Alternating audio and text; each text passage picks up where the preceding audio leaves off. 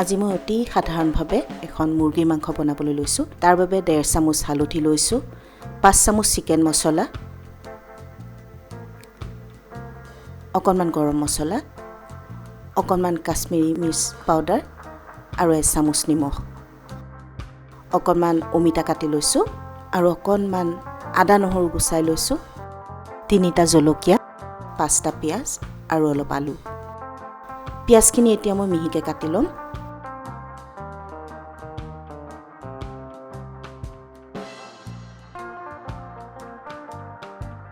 এতিয়া প্ৰথমে আদা নহৰুখিনি মিক্সিত দি মিহিকৈ মাৰি ল'ম।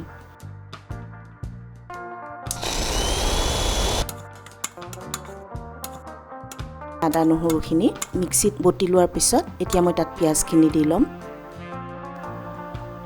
পিঁয়াজখিনি বেছি মিহি কৰিব নালাগে, এবাৰমান ঘূৰাই নমাই দিলে হ'ল।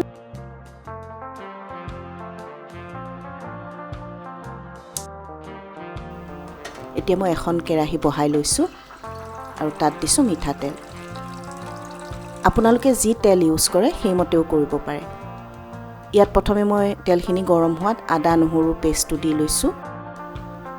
সেইখিনি অকণমান ভাজা হোৱাত তাত এতিয়া মই বটি লোৱা পিঁয়াজখিনি দি অকণমান সময়ৰ কাৰণে ৰঙচুৱা হোৱাকৈ ভাজি লৈছোঁ। ভজা হোৱাৰ পিছত তাত অমিতাখিনি দি দিলোঁ। আৰু এতিয়া দি দিছোঁ গোটেইখিনি মছলা।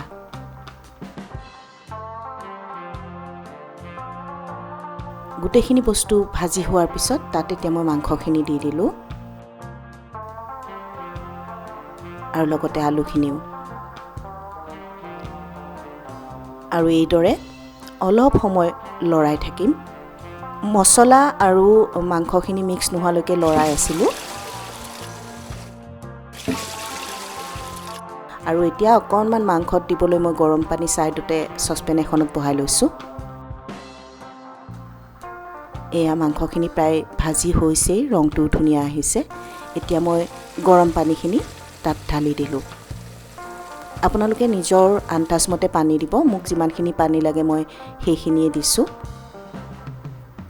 পানীখিনি ঢালি মই উতলিবলৈ এৰি দি ঢাকনখন মাৰি দিলোঁ।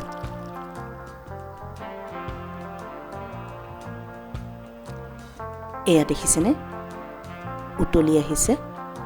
আৰু অলপ সময়ৰ পিছত মাংসখন নমাবই পৰা হ'ব। মাংসৰ ৰংটো যে ইমান ধুনীয়া হৈছে।